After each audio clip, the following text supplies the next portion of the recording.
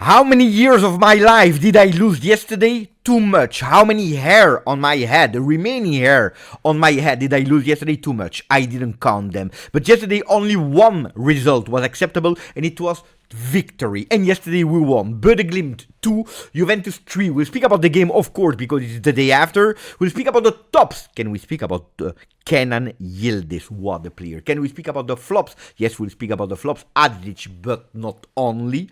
An advice to Spalletti. According to me, this time, do not need the advice because he already knows. He already said it yesterday after the victory. A lot of things to say in today's video, but I tell you that the victory of yesterday is not the same as the victory against Leipzig. It's not the same as the victory in the beginning of the season against Inter. This one hits totally different and is starting to give a little light at the end of the tunnel. Why?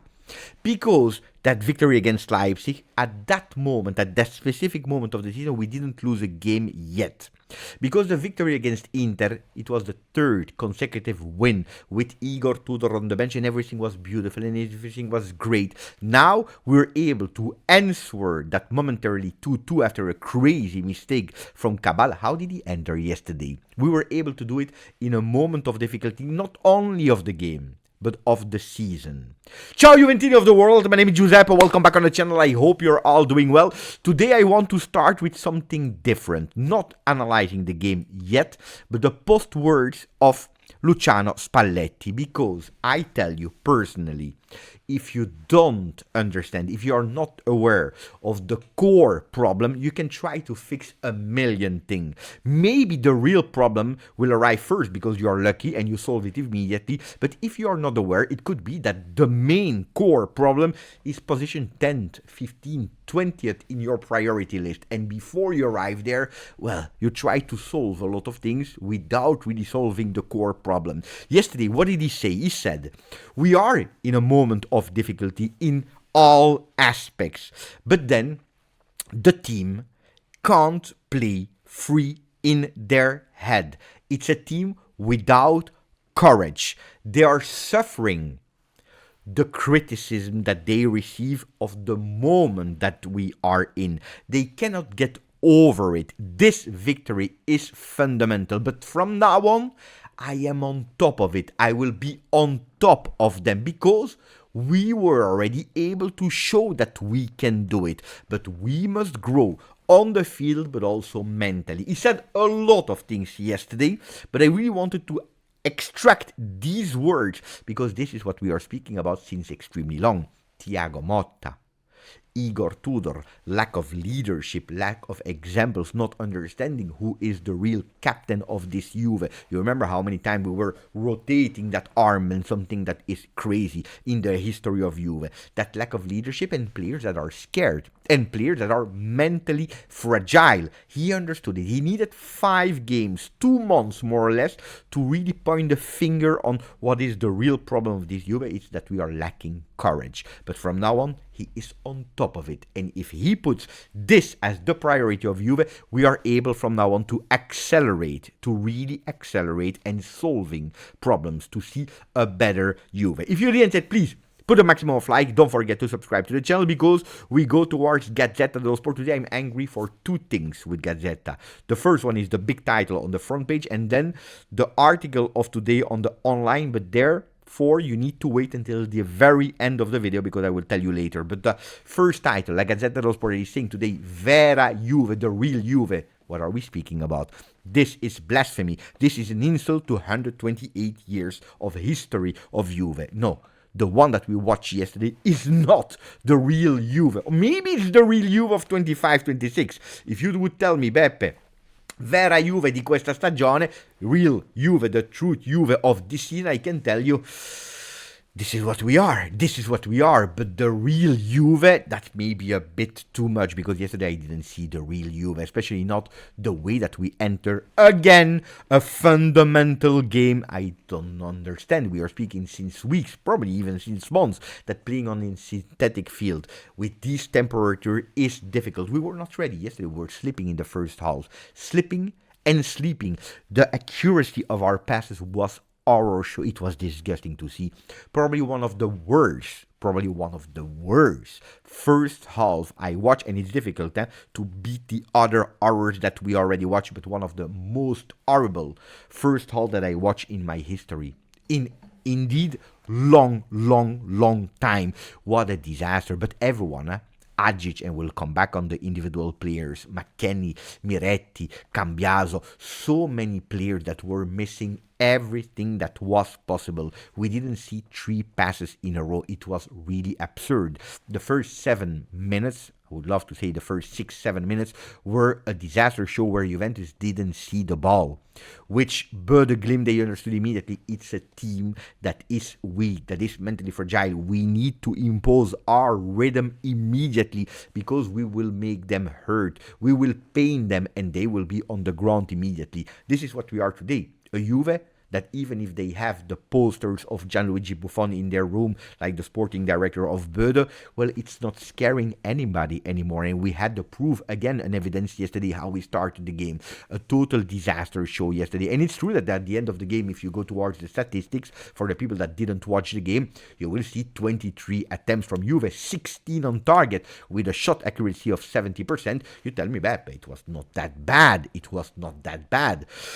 Look, guys, there were 2 games yesterday. The first half, the second half. The first half also, and we need to honestly praise a phenomenal, at least yesterday, and we are speaking about Nikita Haikin, the Russian goalkeeper of Bodø Glimt, 30 years old. What a phenomenal. Yesterday I was saying, sign him immediately, come on, bring him back. This guy needs to be our first goalkeeper. Then people told me, people that are following Norwegian football, they told me that sometimes he's going with fantastic games and then he's alternating with disaster games, so he's not that phenomenal. But yesterday he wanted to show, he wanted probably to honor the career of Buffon, and he succeeded in it. Otherwise, maybe that goal of Conceição would have been a goal. Maybe the shot of Locatelli, maybe some other attempts would have been goal, but he deflected everything that was possible in that first half. And also in the second half, did a really beautiful performance, Nikita Haikin. So probably I changed a bit in my opinion after asking to a bit of people. Probably is not the answer to Di Gregorio, not the answer to Perin,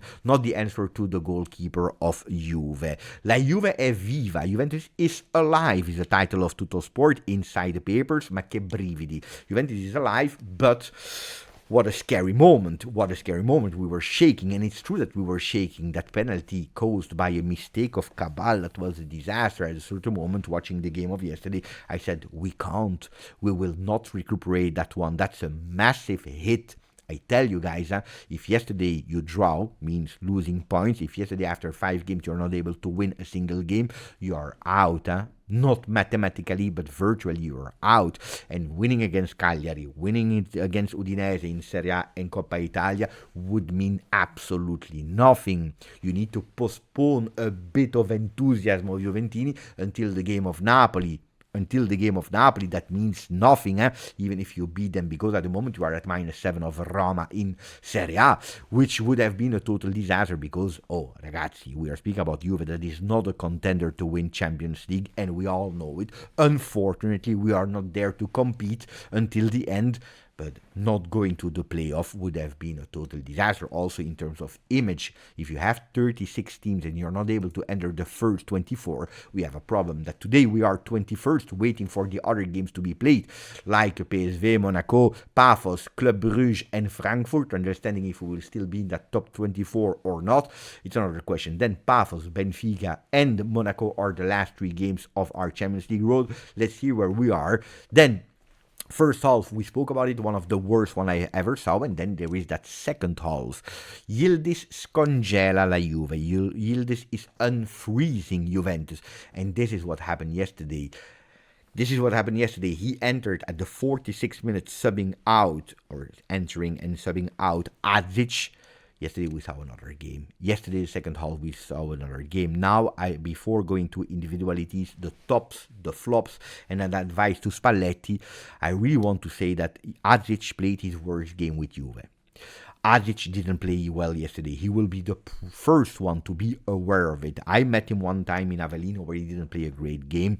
And the first thing that he said to me face to face, Not even hello or ciao Beppe or nice to meet you. He said I play bad today. Yeah, using other words, he said I play bad. So he's really conscious about the fact that he didn't play well yesterday. It was totally correct to sub him out. I saw some papers, some journals that gave him a 4. It was harsh but correct because yesterday he was the worst one in that first half.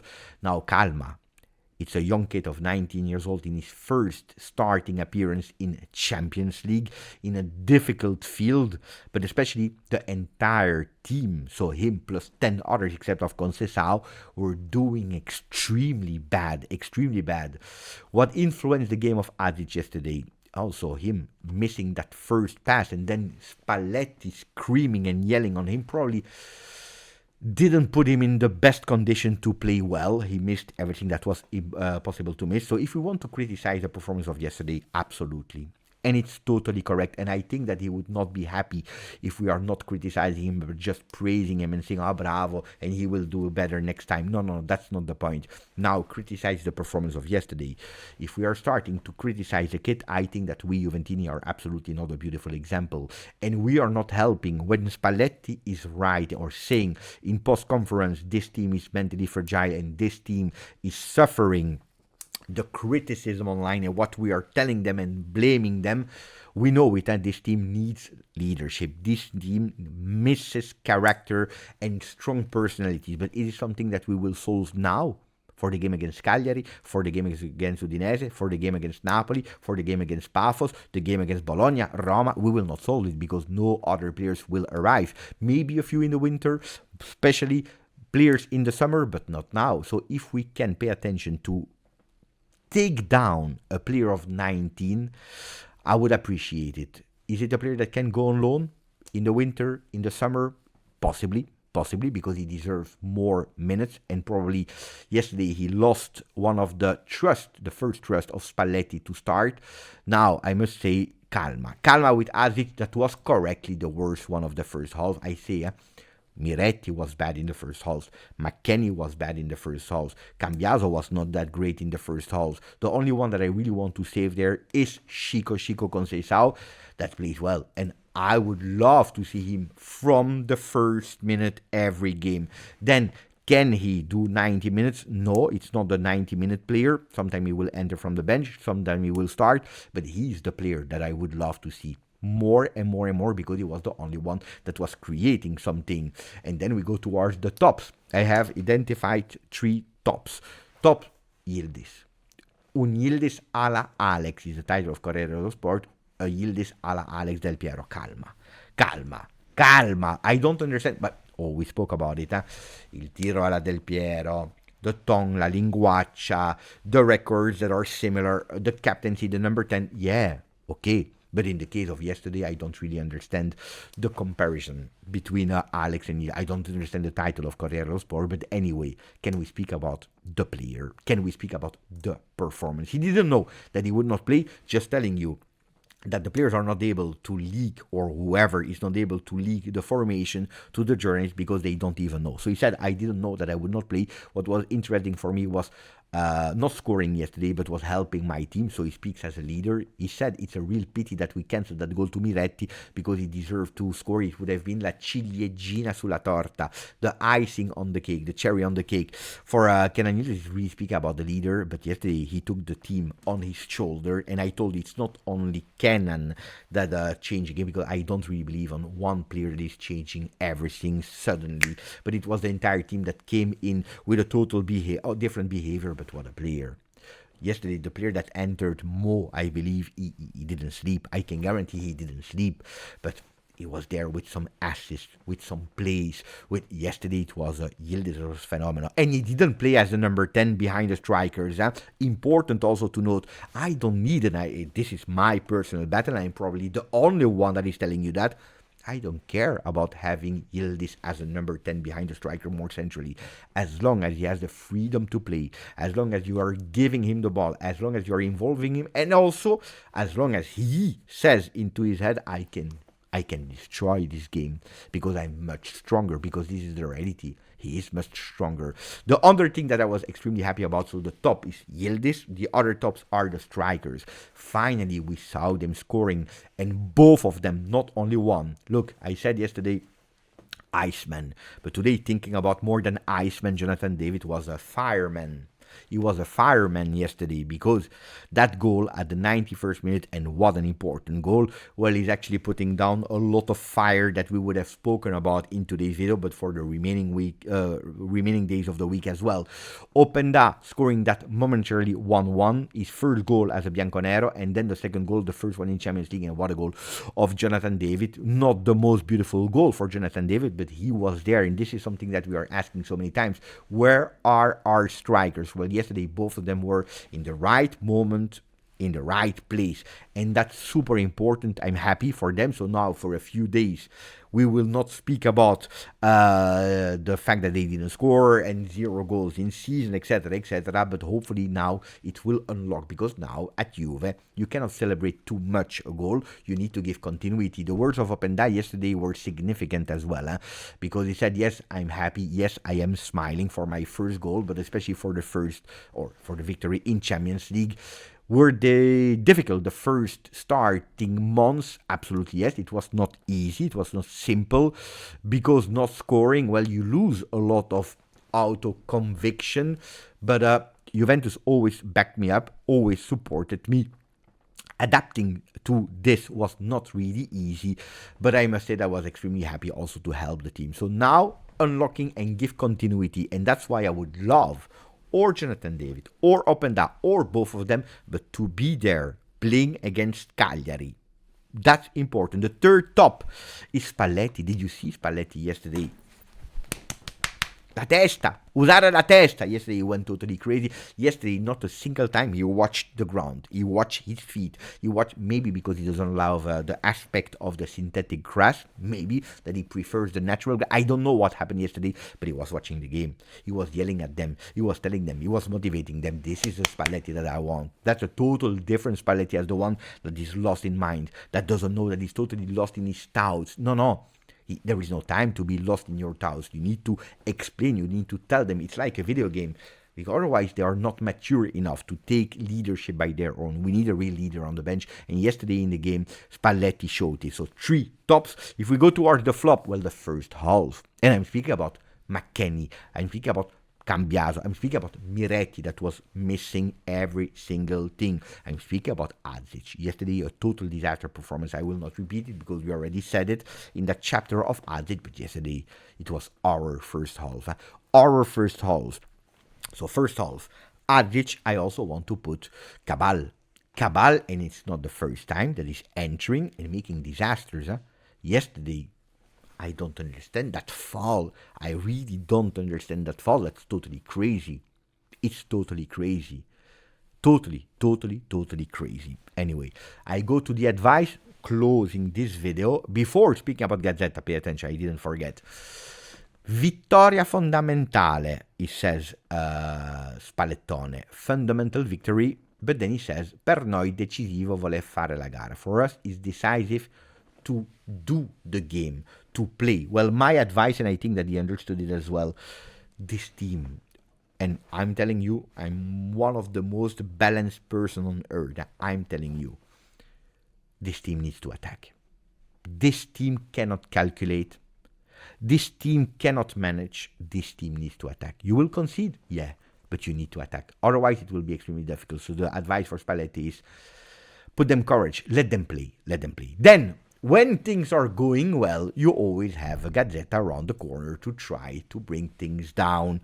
And I go with the article that you can see on the first page online today, where they are giving an article of Miranda, an interview to Miranda, ex-Atletico Madrid, ex-Inter player, where he's saying, me, Miranda, and Godin, we were better than BBC, Bonucci, Barzagli, Chiellini. Spalletti was the worst one. We had a fight and then I didn't play anymore. Ragazzi miei, it's Inter Atletico Madrid, or Atletico Madrid Inter, I don't even know. They are putting an article about a double X, why not? But the only focus there is, we were better than the BBC. Spalletti is a total disaster, the worst one ever. They start,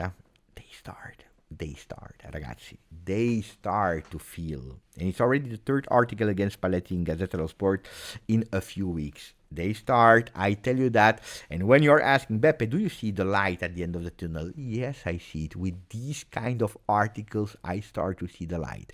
Ragazzi miei, if you didn't yet, please put a maximum of like, continue to subscribe, grazie, forza, Juve.